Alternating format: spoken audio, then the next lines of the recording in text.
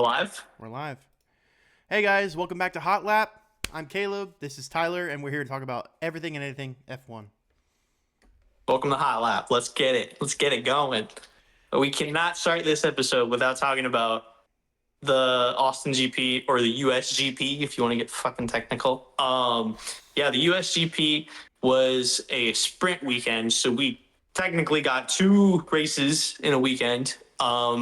And I think it goes without saying we need to talk about the sprint before we do anything else. Absolutely, that sprint was crazy. Yeah, it was absolute. It was cinema. I mean, just turn one, right? Because we all kind of expected something was going to happen at turn one. Something always happens at turn one at Coda, because it's a delayed apex. You're on an incline, right? So it's really hard to see that apex unless you've raced there dozens of times before. And kind of with the influx of rookies this year, like some of them have raced that track maybe a couple times, but the more seasoned racers kind of know where to go and what to do. And that turn one wreck. I mean, so right, Nico Hulkenberg. I don't know what he was thinking. And honestly, I don't really think it's his fault. I think Piastri. So Piastri tried to do a switchback. You saw him back off of Lando and tried to do a switchback on cold tires in turn Lap one. Yeah, lap one, turn one. Turn one. And then because of that, Hulkenberg hit him, and then in turn Piastri hit Norris, and then McLaren double DNF. you know. Which I'm not mad about. But I was about to say, so, initially I thought it was Hulkenberg that was like the causation of the crash. And a lot of people did. Zach Brown was quick to call it out. Of course he was. But I reviewed the footage so many times. And finally, I got it after the 20th time I actually saw Piastri. You can see him kind of go up the hill, turn one. And he is to the right of Norris, kind of behind him. And he goes for that switchback. He turns left, and with how that turn is set up, dude, it was not you could have done that during any other lap on that turn. You could be there and do that on that turn, but it was because it was lap one, turn one. I don't know what you were thinking there, Piastri. So that is an L on his part. Hulkenberg crashed into him. Yuki got some Hulkenberg pieces underneath his Red Bull, if you saw that. I did see that. So that was pretty funny. Alonso got hit. It was just a mess. And then, we go later in the sprint to Lance Stroll hitting Esteban Ocon. Same turn, by the way, but with almost zero traffic when they're doing that. It's really just them. I don't know. Lance Stroll, he's Lance Stroll, right? I've said this before. I said this last episode. He's F1's biggest Nepo baby, right? I'm not saying he's a bad driver, but, pretty consistently, Aston Martin really doesn't put up a lot of points. They don't put up a lot of, top positions. They're not top scorers. Fernando Alonso, love him to death, but he's definitely past his prime. If he doesn't retire at the end of this season, it's going to be the next season, and then he's done. I think he put on his story basically this season's a wash, time to recharge for next season. So, I mean, if he's thinking about doing another season, that's cool, but I don't. Yeah, I definitely think Fernando will be renewing for next season. I can even see him doing 27, 28, but I mean, how long is he going to go? I can't exactly say because, he's an unk at this point. He's in his 40s. I think he's 46 or something like that. Something like that. Yeah, Fernando Alonso, I don't know how long he's planning on staying in the sport, but this year was not his year. I don't think I remember a year where Aston Martin had a year, but I mean, there was a couple of years where, Fernando Alonso had his year, but Aston Martin, on the other hand, I don't think I've never seen them critically do anything on a super high level. It's always just been kind of mid-tier stuff from Aston Martin. But with all that in mind, we can go now into unless you have anything else to add from the sprint. I was very happy because I mean, and the viewers may know that I'm a very big Charles Leclerc fan.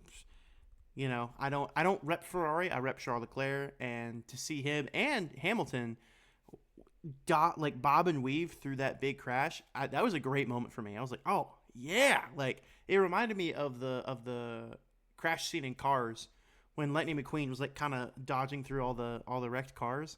That's what that reminded me of. I was like, oh damn. And then he went and he took like, what was it, 7 positions, ended up in P5. Dude, yeah. That was like during the sprint, that was just insane. You can see that clip. I don't know, like his reflexes are like insane. I am a Hamilton fan. I'm not a Ferrari fan, but I am a Hamilton fan. And when you see him, there's like 20 things that are like coming at him at once, and he just knows exactly where to go and what to do, when to give throttle, when to brake, where to turn, how much turn radius it needs. And, you know, I don't know exactly how many positions he gained doing that, but he definitely used that situation to his advantage during the sprint. And it was very well done on his part. He had a good weekend this weekend, Hamilton did, Absolutely. and Leclerc. That would bring me to want to mention, the full race from yesterday as we were recording this right now. And that race was wow. Yeah. Most of it was really just me focusing on the battle between Lando and Charles Leclerc because Yeah. that was what was going on for like 20 laps of the race. You had Leclerc in P2 and you had Lando in P3, and he swipes it from Leclerc for like a little bit, and Leclerc just takes it right back. I firmly believe that entire race was like a masterclass in defense from Leclerc. Like I was on the edge of my seat. I was like, oh my gosh, like I was super excited because Leclerc started in P2 and just kept it, and I was like, I Kept it for a while. yeah. And he didn't actually fully give it up until about 5 laps from the end of the race, and made off with a podium that race. Like I was super proud of him. I was like, man, like this is cinema right here. Dude, yeah, no, absolutely. Like he was holding P2. That gap to Verstappen was just like nobody was able to touch him at that point, though. Yeah. But for him being in P2 as long as he was, it was really impressive because Ferraris have not been doing good. So to see for like Leclerc and Hamilton like do as well as they did this weekend, it was kind of insane. So yeah, Leclerc didn't hold the P2, but he still got P3. He was still on that podium. Yeah. So he gets big congratulations from me personally. He did great. And then Lando almost bottled the entire race because he had 3 strikes by like mid race. I was like, oh, like Did man, the FIA kind of in his defense, but not really. But I will say the FIA was just throwing out like warnings for track limits, like for everybody. Like when you are watching this race, almost everybody is just getting like warnings for track limits, and they're about to like I know Lando was like on his third strike, and he was about to get a penalty for track limits. yeah, Other drivers, you see it throughout the whole race, just warning track limits, warning track limits. Like oh my god, it was crazy. But Lando was having issues with whatever the hell he was having issues with, and on top of the FIA wanting to dish out a penalty real soon to him, um, yeah, yeah, he wasn't performing his best for sure. yeah. But I mean, what can you do? He still made away with P2 barely. So I don't like congratulating McLaren, but I mean, hey, they went out there, they did their best. I do kind of feel bad for Piastri. He was kind of left in the dust, but I mean, that's how we go racing. That's how we go racing. That's Fucking how we go racing.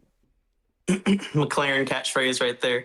Um, that being said, though, with Piastri, I was really looking to see if George Russell was going to overtake Piastri because he said it on the team radio that he was seeing Piastri move pretty slow. And I mean, it's evident that he didn't get a podium, so he must have been moving pretty slow. But also, like, I was waiting for George to like overtake him, and he just never had the chance. So we didn't really see a lot of footage from like their POVs throughout the race, but clearly Oscar had built up enough of a gap to just stay ahead of Russell consistently. So I mean, he didn't do, he wasn't like the best, but he also wasn't the worst. He did kind of just mid. And another point to that is the race strategy, right? Because Charles Leclerc started the race off on softs, and everyone started off on mediums, and it was just like, is this really gonna pan out? Because I was over here like, oh, he's gearing up to take P1, like he's trying hard for it. If he's starting off on softs, absolutely.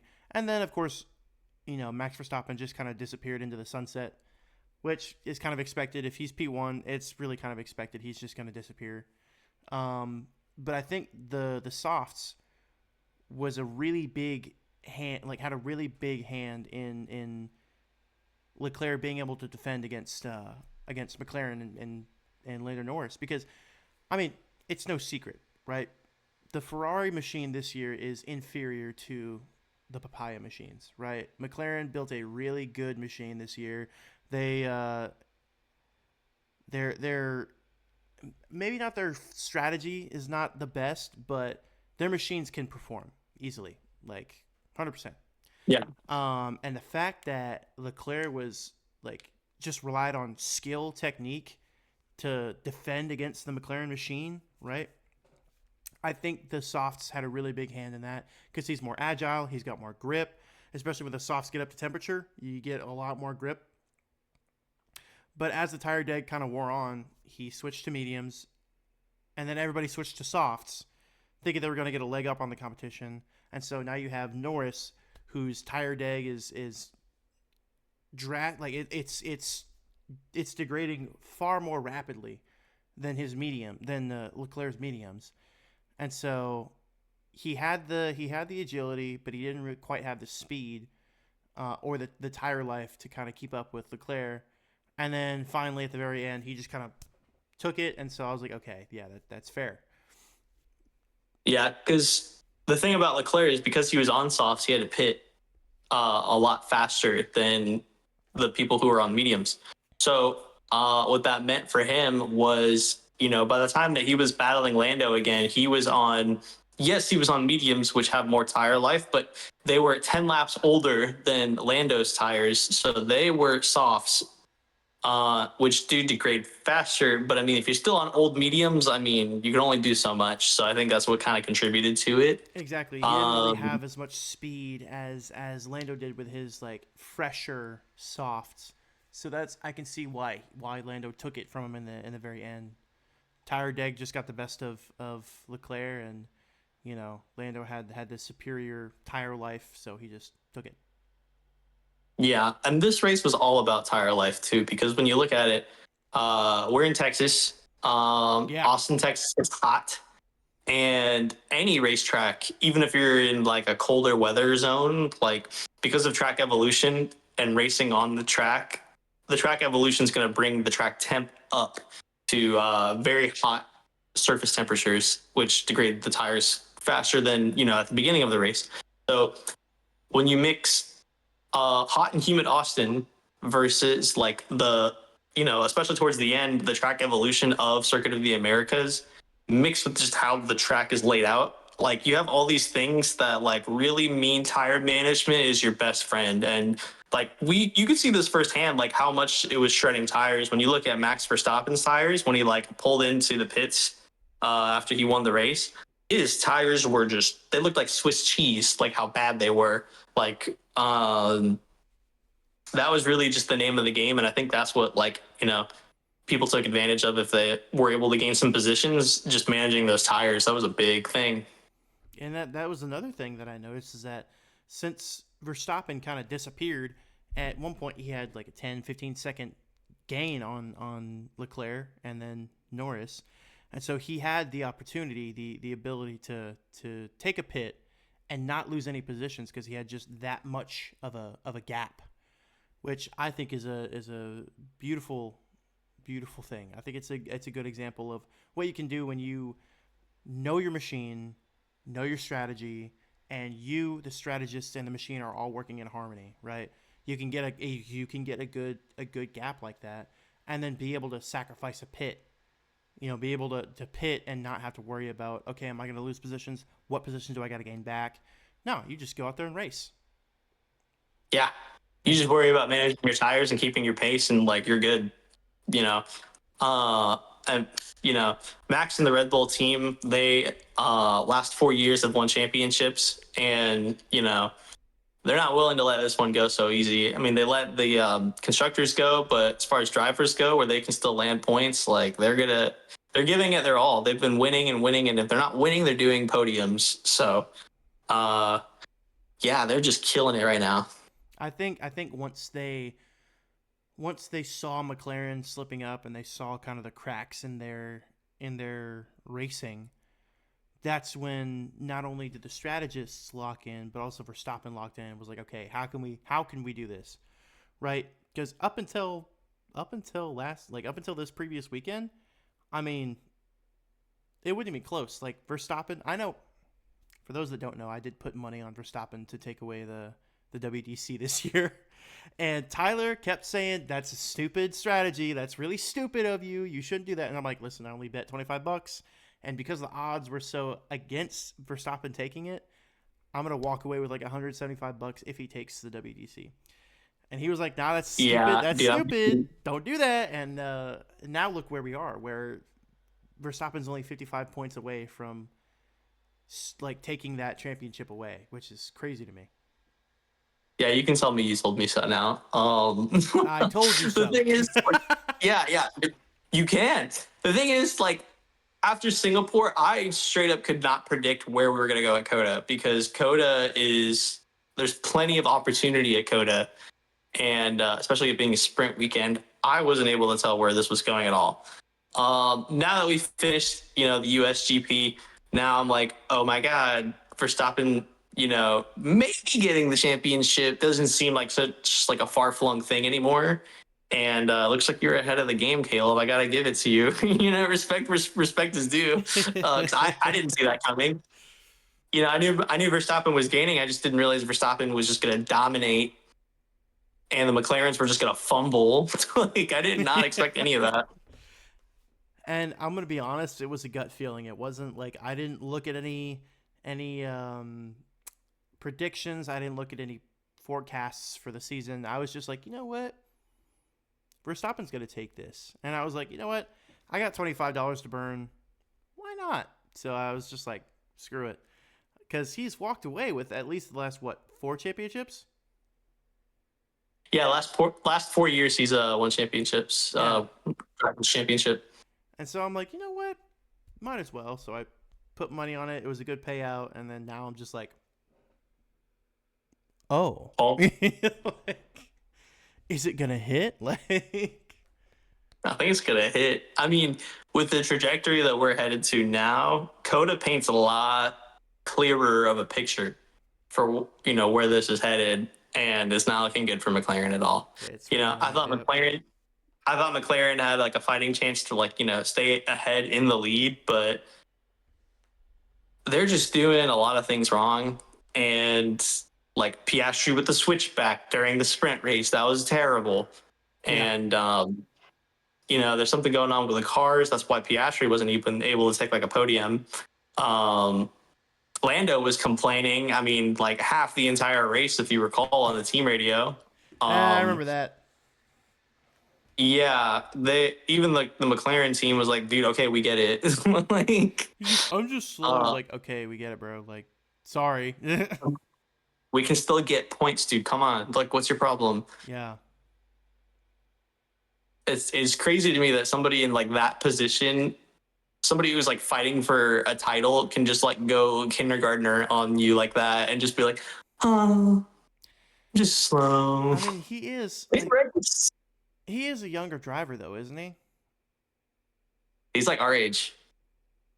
Stop. You're capping. When I tell you, I saw your face just drop. Oh my No, god. you're I can look it up. capping. Do you want me to look it up? I'm looking it up right now. Norris age. Oh my god, he's 25? Me and Lando are No. me and Lando are the same age, and I don't act like that at all. Yeah, He's a baby. I'm literally like, oh my god. I'm literally like months older than him. He was literally born in November. I was born in February of 1999. Like, I'm months older than him, and I wouldn't act like that. Yeah, granted, he is older than me, because I was born in 2000, like the tail end of 2000. So you could pretty much say he's about to be a year older than me again, by like next month. But I mean, right now, as it stands, me and Lando Norris are the same age, and in a race fighting for the championship, if I put myself in his car, I would never like bitch and moan to my team like that. Are you kidding me? Absolutely. I wouldn't like, dude. We all have sacrificed things to get here. We all like this is our job. We know what we're doing. Like I wouldn't just bitch and moan. I'd be like, hey, listen, I'm not feeling it today. Like we'll get him next week. You know. Yeah, But I wouldn't and be it like, was mid hey. race too. Yeah, I You wouldn't know, be he like, was like, yeah. So he was like just mid race, just like talking about the car this, the car that. They're looking at the telemetry and they're like, nothing's wrong. And then he was like, I guess I'm just slow. And they're like, dude, okay, we get it, but like we still win some points here. We need to keep. You need to keep pushing. he's like, it's like a middle school. Like, oh, I guess nobody loves me. I guess nobody cares about me. Oh, and the race strategists and the race managers are like, dude, just keep your head down and focus on the race. We could still get points here. Like this is not over for you. Just focus on racing. Like Yeah, focus on your yeah. job. I don't understand. People that are fans of Lando, I don't want to be their friend because he's just he's himself. That's all I'm gonna leave it at. After talking about all this, he's himself. I'm not trying to bash anybody that is a fan of Lando Norris. You could be a fan of whoever the fuck you want to be a fan of, but me personally, I wouldn't. Me personally, I'm not inviting you to the function. You're not invited to the function. You're not invited to the function if you're a Lando Norris fan. Oh, we also got to talk about Carlos Sainz getting his 5 grid Oh, penalty. oh my God, yeah. And Kimi Antonelli going Xbox 360 live chat on this man. Yeah. Dude, yeah, I know.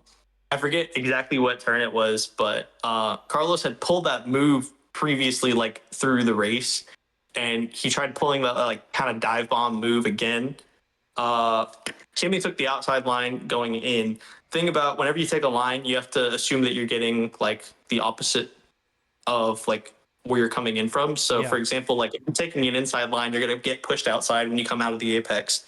If you take an outside line into the apex, you're gonna come out on the inside, Yep. right? Um, and in the heat of the moment, I get it; it gets lost. But Kimmy was taking the outside line to this apex.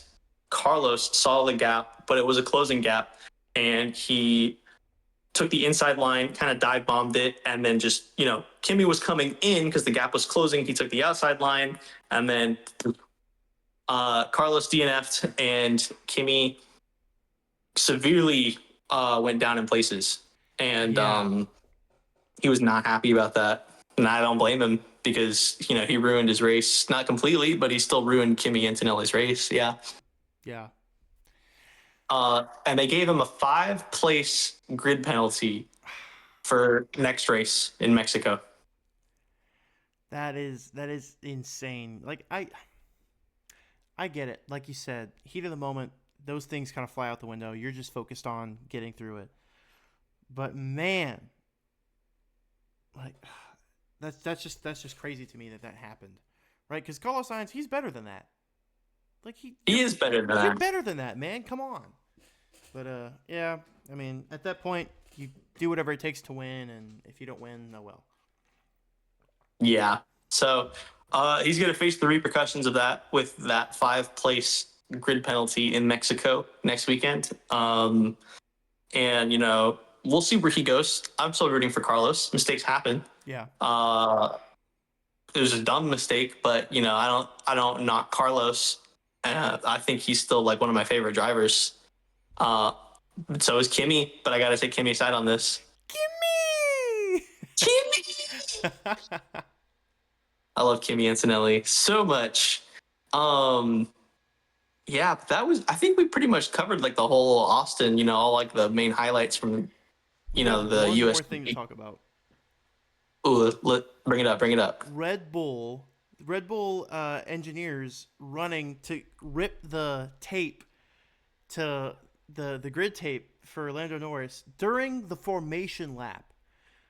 And apparently they've done it before. Nobody's caught them, but apparently Oh, they've done it before.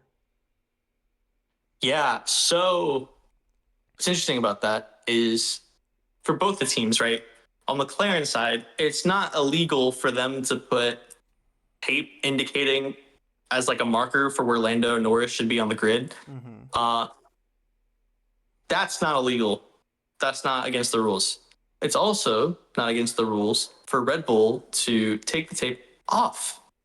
However, whenever we start the formation lap, whenever, the race is going ahead, that is a breach of safety and that breaks the rules. So it's not necessarily the tape removal that got Red Bull in hot water.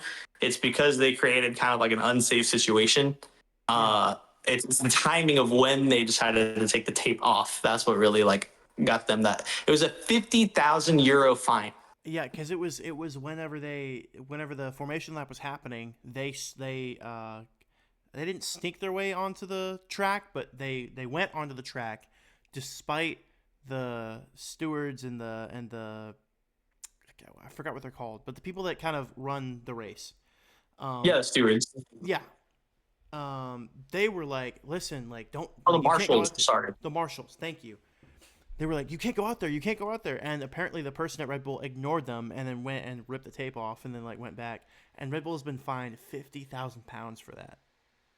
That guy's fired. Oh yeah, whoever that was, that they're fired. That guy's fired. Get Honduras. Yeah, no, that guy is getting a one-way trip to Honduras after that one. Man, yeah, no, RIP that guy's job because that, yeah, Red Bull Imagine got working that so far. hard to get that kind of that kind of job, right? And then it all just comes crumbling down. Just falls apart because you did one thing. Yeah, that sucks for that guy. Moving on. Yep. That's been the Austin GP aftermath. And I want to talk about something else. I want to talk about my boy George Russell.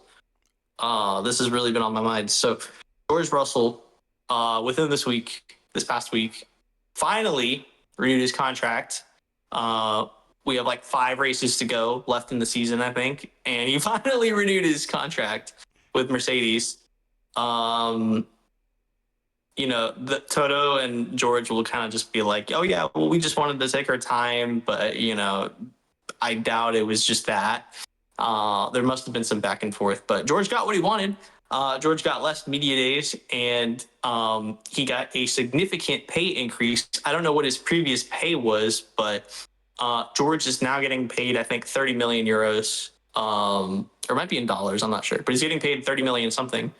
Um, and now he is the third highest paid driver behind Max Verstappen and Lewis Hamilton. And that makes, Wow. yeah, he's the third highest paid driver in all of F1 right now. And so, I really want to ask that question to you. Why do you think they are paying him so much right now? So you've seen the memes, right? George Russell, like it'll be him as Woody, and it'll say does nothing, gets P4, does nothing, gets P3, does nothing.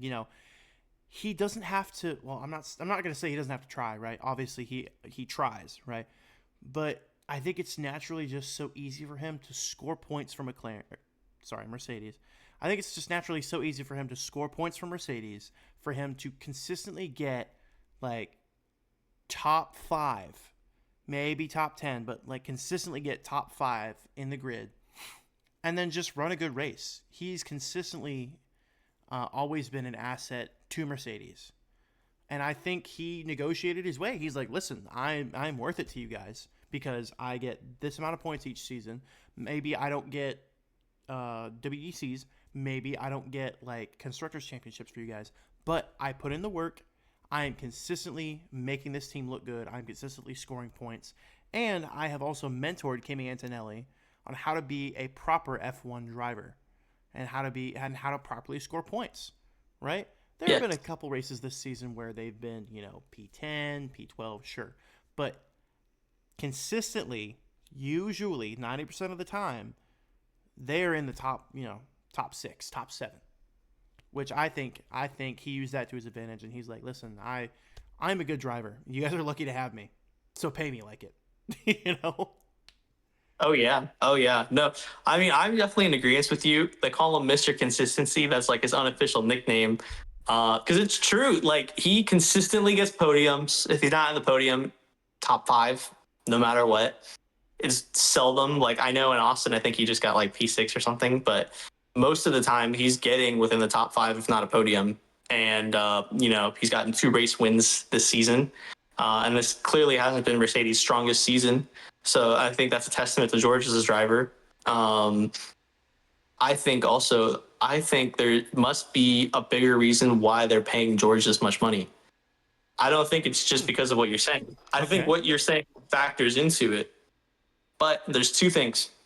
George, I've read this online, I forget where, but George has gone on to say that he finally feels like he's in a much more confident position racing for Mercedes to where he can comfortably aim for winning a championship.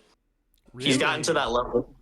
Um, he's been in F1 for years now, and I think he's finally built up enough confidence to feel like he can get a championship, a driver's championship. So, I don't disagree. I think he is getting there. He has really good potential. Yeah. And the second thing, too, though, is also Max Verstappen has mentioned that, Mercedes engine for 2026 is going to be killer. Um, Yeah. they're kind of hyping this up. There's whispers in the media that Mercedes engine for 2026 regulations is going to be like pretty good. They're going to have a pretty good car next year. I think if they didn't really think George had a shot of winning a championship, they wouldn't have paid him that much. They wouldn't have bumped his pay up that much. Yeah, that's I think fair. that's part of it. But I think that's also a good thing. They're betting on George as a team. Hey, we think our driver, George, our senior driver for Mercedes, he will be getting a championship next year, without a doubt. For sure. I mean, So, I so in my opinion, right? Cuz we've seen speculation, we've seen okay, this might be the engine for next year. This might be its output. Cuz I remember you sent me that post on Instagram saying that it's going to make 570 horsepower, but it also in that caption said, now this is not from a confirmed source. This is still speculation. yeah. I think with that, coupled with the fact that Max Verstappen said that Mercedes has a really good engine next year, I think it's a possibility. I think it's definitely a possibility Mercedes has a killer machine next year. Um, and I do think George Russell does have an opportunity to be able to walk away with the drivers' championship next year. Excuse me. At the very least, Mercedes can walk away with the constructors' championship next year. Do I want that to happen? No, because I have money on Cadillac to walk away with the constructors' championship. Guys, I swear I'm not a gambling addict. I swear. Nothing wrong with a little gambling. Listen. That's so interesting you say that though. It makes me want to lead into talking about that with Cadillac. Yeah. You are like so incredibly certain that Cadillac is going to win the World Constructors Championship next year. I I don't am. think personally, for me, my opinion is they don't have any like leg in that race. But you talk to me. What makes you think that Cadillac is going to secure it in their first year in F1 as the 11th team on the grid? So, this is my logic. This is my facts, right? So you look at all these other teams, the 10 teams on the grid. They've had to split their time between their 2025 machine and their 2026 machine, right? Now, Cadillac, obviously getting into F1 is not a quick process. It's a process that takes years to build the funds, to get into, to actually be able to prove to the FIA like, yeah, I can comfortably race and comfortably support this sport. you can't do that without thinking about the machine at its ground level, right? And so I feel like they have a leg up on the competition. They've had more time and more effort devoted and more resources devoted to building the machine for next year, specifically for 2026's regulations. Now, and I was talking to one of my friends. They also brought up an interesting point that Cadillac can't really find a main sponsor. And then I was like, oh, that's right. Huh.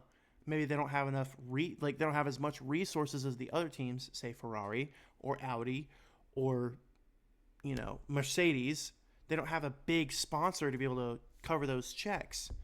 So I think it could go one of two ways. I think they could pop out with a amazing machine that absolutely crushes the constructors championship, or they could be someone like Haas or Alpine, where they don't really have like a huge manufacturer sponsor, so they kind of have to get engines from other places and they have to build their car from other constructors like Mercedes or like Ferrari or what have you. So I think it could Mhm. go one of those two ways. I am betting on they're gonna crush the constructors championship because they've had more time to think about it. They've had more time to plan about it.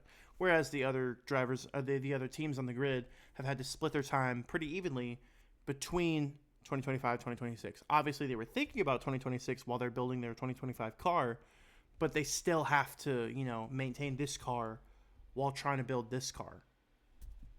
So that's kind of my Right. 2 cents on the issue. Okay. Well, I want to present to you something that you know it's a counterpoint, if you will. Okay. So um, I've seen a lot of Cadillac's Formula One like media content, and they've kind of walked us through publicly like what they're doing. They're running simulations. They're making sure that they're prepared by the time that they get to Australia. Here's the thing, though. I was talking to like some stranger underneath like a Mercedes thread on Instagram, and they were telling me that the W13, the car that they had for, I believe it was like 2022 or something like that. Um, the W13 was a car that they really focused on running through simulations, and that car for Mercedes did not perform well. Uh, so, even though Cadillac has been running these simulations consistently, not saying that it doesn't translate to anything, because it clearly must translate to something, but, you know, in the past, Mercedes has run what was back then their new car through a lot of simulations, and it did not, it was a Red Bull win that year. So it's just something to think about. Simulations might not translate perfectly to real life. So That's fair. That I'm willing to admit that is a fair point, as a fair assessment. Um, I will respectfully disagree and hold on to hope that that Cadillac can walk away with the constructors championship. But that is a very good point, right? Um, because I heard that too. That Mercedes they were running their car through all those simulations, and it didn't work out when it came to rubber on the road. It didn't work out. Um, yeah, and so I respect that, but I'm still holding out hope. Still call me delusional because us yeah. Tifosi are I known mean, to be delusional, but let's go. still, still rooting for him. Now, don't get me wrong. It's not like I'm not rooting for Cadillac, because Yeah, there's a lot to be excited about with Cadillac. My two picks for drivers of Cadillac came true. That was shocking to me. I'm really excited because I love both those drivers. American team, GM backing. Uh, there's a yeah, lot for me to look forward to for Cadillac. I'm not rooting for them, but I don't think they're going to win a championship the first year. They're not Braun, and even then, Braun had their problems back in like I think 2010. yeah. They were a perfect car company when they like had that 1 year run in F1. Um, but who knows? We might see that happen again. We're just gonna have to see, because basically next year is gonna be a brand new sport.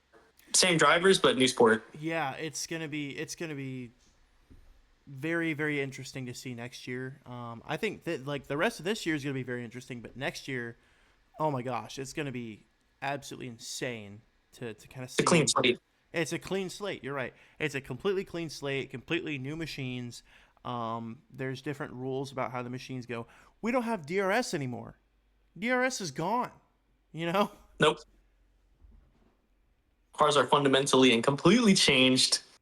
Um, yeah, I could list like 20 things that are like going to be different with the cars next year. But I want to And actually we went talk over about that next last year. episode. Yeah, we definitely did. So I don't want to go too much into that. But I do want to talk about how F1 TV is going away. Ugh! Don't remind me. I'm so upset. No, I'm pissed too. I'm not happy about this. This is the first year I had F1 TV, and now it's gone. Me too. Like I literally have F1 TV on that TV back there. That's my living room TV, and I sit on the couch and I watch F1, and I'm happy. And then I even got the email about it before it even broke on the news. Like I got the email about it saying, "Hey, F1 TV is going away. It will now be a part of Apple TV Plus." And I'm like, "Are you serious? I don't want to subscribe to Apple TV just so I can get the F1 races." Yeah, I don't know if like it remains to be seen, but I don't know if Apple's going to deliver the same quality that the F1 TV app has been delivering. Yeah. Because what's really cool about F1 TV is like not only like you can cast, like you can do that with anything, but besides casting to your TV, like part of it also is like you can watch like your favorite drivers POVs Yeah. on the TV app. Like if you have a driver that you're just head over heels for, like with Charles Leclerc, you can watch his separate POV while like the race is going on. You can just watch Charles Leclerc race. Now, granted, Um, you don't get the race commentary like the full race does, but it's literally just their POV the entire race, and you can just like watch them and see what they're looking at and see what they're doing. I think that's a wonderful thing, and I really hope they keep that feature in Apple TV. Yeah, I hope they keep it too, because that was a big thing for me. When I saw that Apple was buying them, I was not happy. They also got the rights from ESPN, because right now ESPN has the rights to broadcast F1 in the Americas. So you have like Canada, Vegas, Miami, Austin, ESPN broadcast that. However, any other like races that are international, I had ESPN Plus. The short time I was subscribed to it, there's nothing else you can watch. It's just in like the continental United States or like the Yeah, continental like North America. Um, so they didn't really give you like the full package. That's why it made more sense to subscribe to F1 TV. But because Apple is taking the rights from ESPN and from F1 TV, we're gonna have to see what they do. But I'm not thrilled about it. I'm definitely not thrilled about it because I don't need another subscription on my accounts. Like, yes, I am trading out um, F1 TV for Apple TV, but like Apple TV is more expensive, you know? Yeah, literally. It's just I think it's stupid for the consumer. I think it was a great move on Apple's part to get ahead of the game and get ahead of the curve because F1's becoming very big in the United States as of late. It was a good move on Apple's part to get ahead of the curve. But for the average consumer, I'm just like, man, come on. Yeah, for fans it sucks. Yeah, Um, we're just gonna have to see if they can deliver, and if they can't deliver, then that's a different podcast conversation. that's a different conversation. Yep, absolutely. Yeah. I'm just like, um, come on, man. come on, man. There is one thing that I definitely want to bring up too while we Mm, still have some time. yeah, We have 5 races till the season ends. Mexico, Brazil. We have Las Vegas, and then 2 Middle Eastern races. I forget the names, but we have those mm, two. And we don't have a lot of time left for this season. yeah. And this is something that we definitely need to talk about. Hmm. We have some missing seats on the grid for next year still. Yeah, we do, we do. So we don't have a second seat confirmed for Red Bull. We don't have either of the V carbs confirmed seats, and we also are missing an Alpine seat. Woo, man. Talk about it. Yeah, I mean, you said it, right? What the? Oh, sorry. I'm doing something right here, real quick. That's my bad. Bro slacking. No, it's not even I'm slacking. I'm trying to get some food. I'm hungry. This guy. This guy. But yeah, like so we know. I mean, we can kind of easily kind of surmise Isaac Hajar is most likely going to get promoted to Red Bull, right? He's probably going to take that second seat. Yuki Tsunoda is going to be out, and either Yuki Tsunoda is going to be out, like out, or he's going to get demoted to Racing Bulls. But who would I kind of don't see him getting demoted to Racing Bulls. you just kind of see him getting like kicked? Yeah, I think I see him getting kicked because he was with V Carb 2024, Yeah. and you know, people like I remember people made a big deal about it when he scored a singular point. Like it was all over social media. Yuki got 1 point. Damn. One. So that was pretty sad. And he got. I think a lot of that media attention made Red Bull be like, oh, bring him down to Red Bull. Especially after I think Liam Lawson the first like two races was not doing great. But the pattern continues. Yuki's not doing great in that Red Bull. That's not really been fixed throughout the year. It just kind of stayed consistent. He hasn't been doing great in that Red Bull. So the path that this is going, I think they're just going to kick him out. I think he's going to take the way of Checo Perez, Daniel Ricciardo, all that. I think he's going to go. Do you think that Alpine might scoop him up then? Or do you think Alpine's going to go for a rookie? It's hard to say. Because Alpine. If I was Alpine, I would much rather have, because I forgot who said this, but somebody was talking and they were like, listen, I'd rather shoot for an A and get a C than shoot for a C and get an F. But conversely, I would take an experienced C over an ignorant A. Mm-hmm. So I think even though he might not have been doing so hot in Red Bull, if I was Alpine, I would take a chance on Yuki Tsunoda because he's raced in F1 before. He knows the tracks. He knows what he's doing, right? He might not have been the highest scorer, but he at least has a familiarity about how F1 really works because he's been behind the curtain, so to speak. He's been on that side. So if I was Alpine, I would take a chance on Yuki Tsunoda, and who knows, he might do great. Yeah. There's a lot of speculation about Red Bull. I mean, that seems to be where most of the remaining speculation is because they're just kind of slow to make these decisions right now. We're gonna have to wait and see how this pans out in the next upcoming months because I really don't know where this is going. I didn't really think about it until we talked about it, but it's possible Yuki could go to Alpine if Red Bull's going to kick him and not take him down to V-Carb again. Which I mean, if I was in his shoes, I wouldn't want to go back down to V-Carb. It'd be like, it's like getting promoted at your job and you're there and you're like kind of learning still, and then they're like, all right, you didn't learn fast enough, demoted again. Yeah, it's like, okay, we threw you in this position, you didn't perform, so we're gonna demote you back to where you were. It's like, come on, man. Like at that point, just let me go so I can go get another job.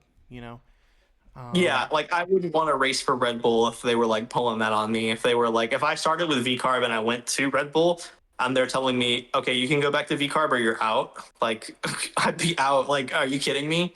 But that's just like my perspective on the whole thing. Yeah. I think if I'm not mistaken, Pierre Gasly was with V Carb.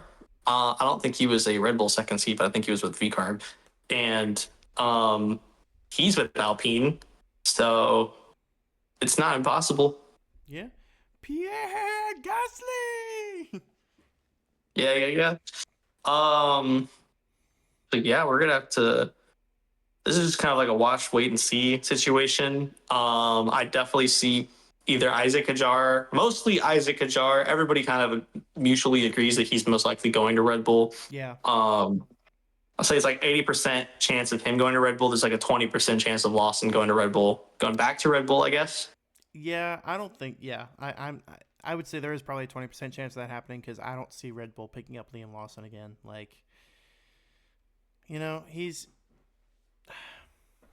he really hasn't scored many points throughout the season, and I think I told you this before, right?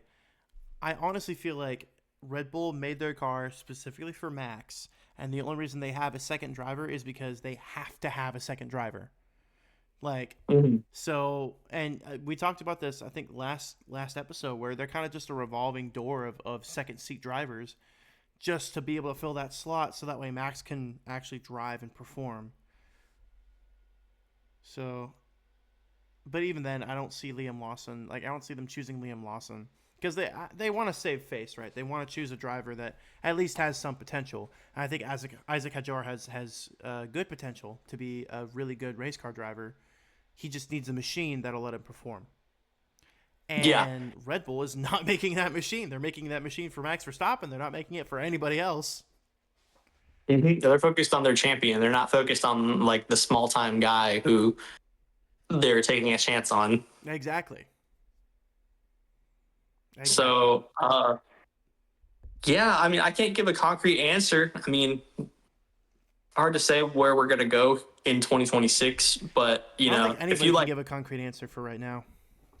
yeah, but if you put a gun to my head and told me, all right, pick where these guys are going, I'm saying you could get sacked, maybe Alpine. I'm saying Liam Lawson's probably staying in V Carb. And, like I said, Hajar is going to be with Red Bull. And, they might just take a newbie and throw him in V Carb.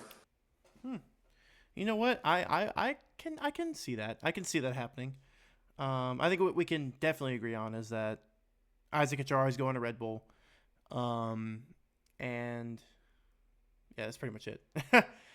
Because like it's too early to tell, right? It's getting to that time where contracts are starting to get re-signed, right? But it's still too early to tell, and I doubt we'll even know until like our full contract, like the full contracts get released. Because like who knows? We could wake up tomorrow and then you know Alpine will be like, oh, we picked up another rookie, and then VCAR would be like, we picked up a rookie too. Whoa. Mhm.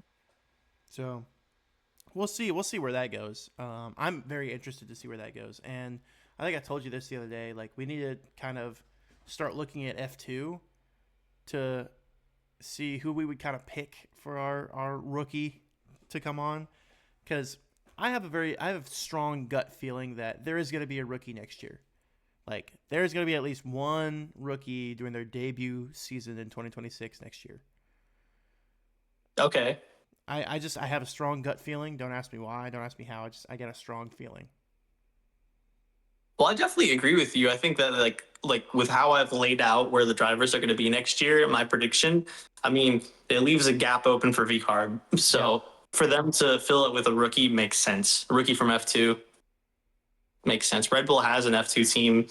They'll just pull from them. Yep. And then the cycle continues. And the meat grinder continues until Max Verstappen retires. Seriously, yeah, no, until he's retired, this is just going to keep going on. Or Helmet Marco keels over. Or Helmet Marco keels over. Because it's uh, not it's not Rob Mackey's decision on this. It's not his at all. It's a Helmet Marco thing. yep.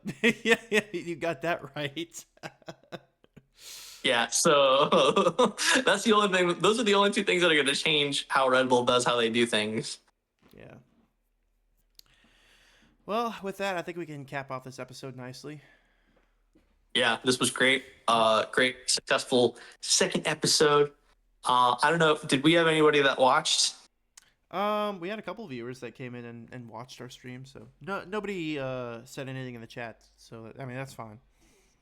Yeah, that's fine. Hey, as long as we got viewers though, like I'm happy because we didn't get any viewers last time, I but think we we got also didn't. one.